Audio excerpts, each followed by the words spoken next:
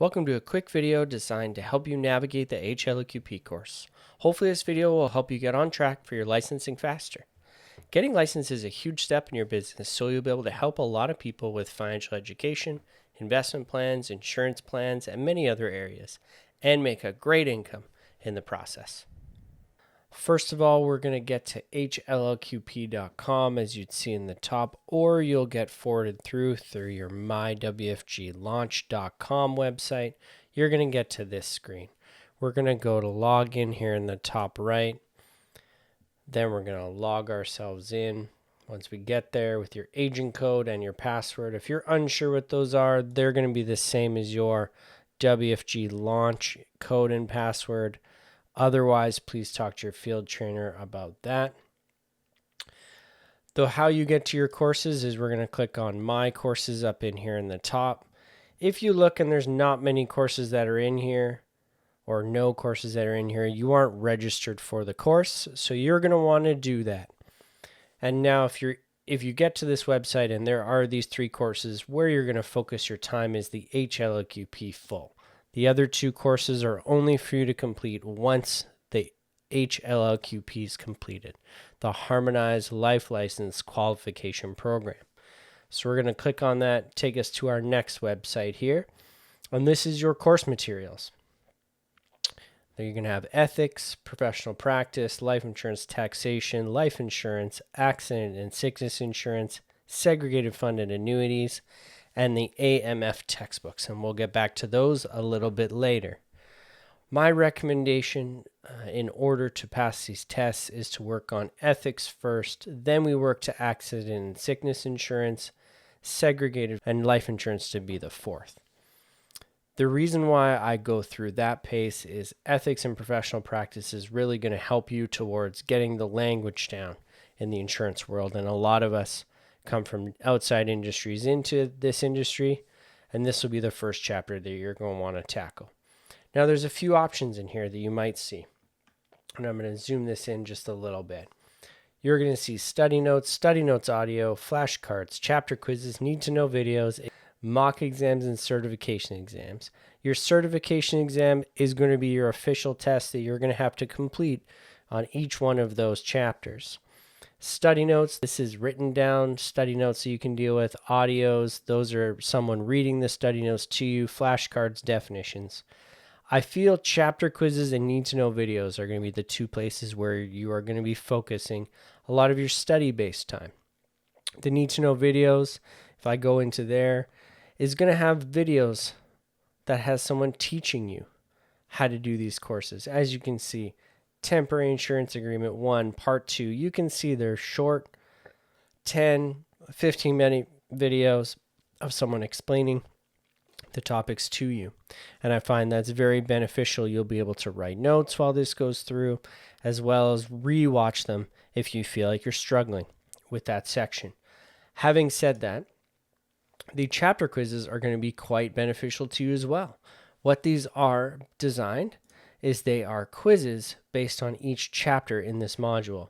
Chapter 2 is insurance policy provisions, chapter 3. Now they're 10-question chapter quizzes, so you can take one here and there, and then actually go back, view your results, and see where you struggled and where you need to improve.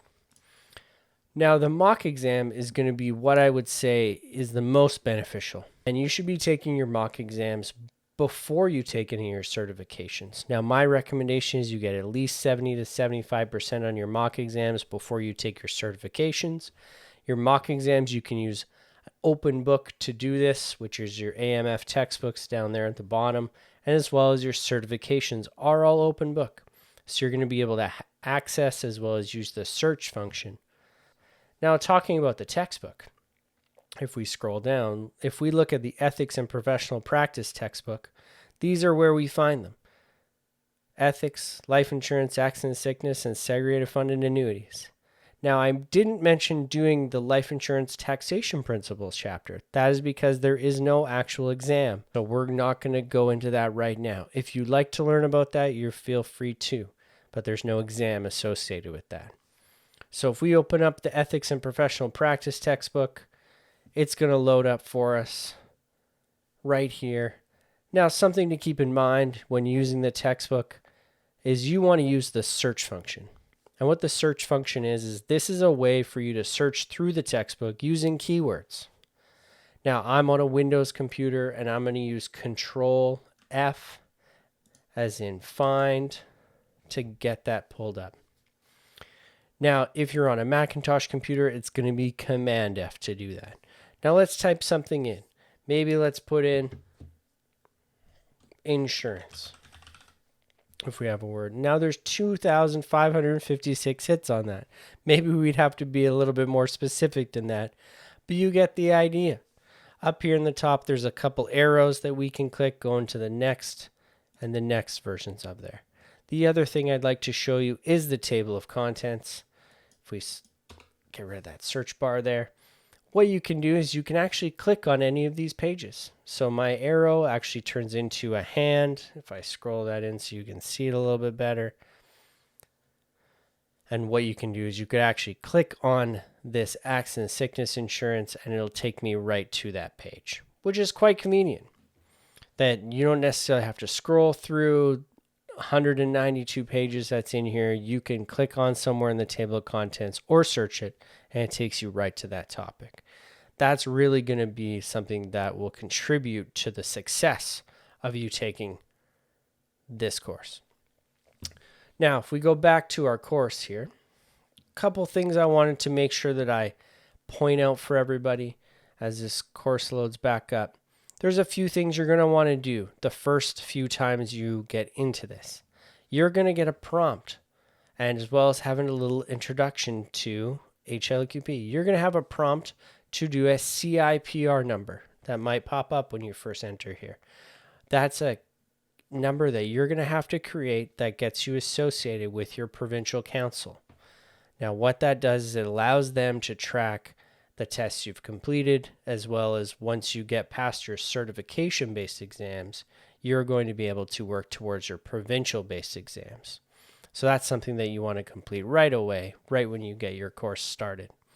Now, if I give you a couple tips on what I think would be really good and smart ways to start studying, the first thing I would do is to start looking into the need to know videos. It may be very tempting to just take a mock exam. Let's see how I do. Maybe I don't need to study.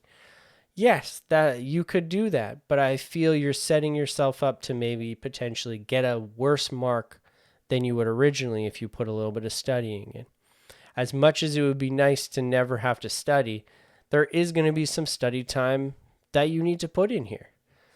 Okay? The ethics and professional practice might go a little bit easier, but as you get into the accident, sickness, the segregated funds, and the life insurance, there is going to be some studying required to do these courses. And I think need to know videos and chapter quizzes, as I mentioned before, these are the best ways to learn. Your mock exam is kind of a test exam towards a certification, and then you have your certification exam, which once you complete that, you qualified to move on to the provincial exams. But you do have to complete all 4 modules: ethics, accident, sickness, segregated funds, and life insurance, all the certifications to qualify to take the provincials. Now, one other thing I want to make sure I show you is how you split your screen, or how I would recommend you split your screen to take the test, or to take a mock exam, or your chapter quizzes. How I go about doing this. If I were to pull, let's pull my textbook up. Let's pull this ethics textbook up first. And what's going to happen is you're going to see the textbook up. How you split your screen or put your textbook on one side of your screen is if you're in a Windows-based computer, we're going to hold the Windows key on our keyboard. I'll pull it up here on the bottom. We're going to hold our Windows key, which is right there on the keyboard in blue, bottom left. And then we're going to click the left or right arrow key. I'm going to use the left one, and it's going to click everything to the left of my screen. This is now on half of my screen. And I would take my test and I would put it on the other. So I would have my textbook on one side and my test on the other. Now, hopefully that's helped you get a little bit more familiar with the website. The last thing that I wanted to show you is the weekend boot camps that we offer. The website to go to, and I'll put it up there on the screen for you, is HLLQPbootcamp.ca. Now, what this website provides is we have HLLQP boot camps available that you can come to on a weekend basis. It goes through the life insurance, the accident, sickness, and segregated fund-based exams. Talks about content, how to write the test as well, and just overall gets you a really good crash course in saving time towards you passing your exam. Not only is this bootcamp going to provide a lot of knowledge and a lot of practical knowledge to take your test, is it's going to speed up how many hours you need to study. So hopefully this video has helped you, and hopefully this has given you a little bit of an idea on how to get started and how to fast track your licensing. As always, if you have questions, please feel free to reach out to your field trainer, your senior marketing director, or any of your base shop coordinators. Hopefully this has helped. Have a great day and good luck. And I'm looking forward to seeing your success, not only in the licensing process, but in life.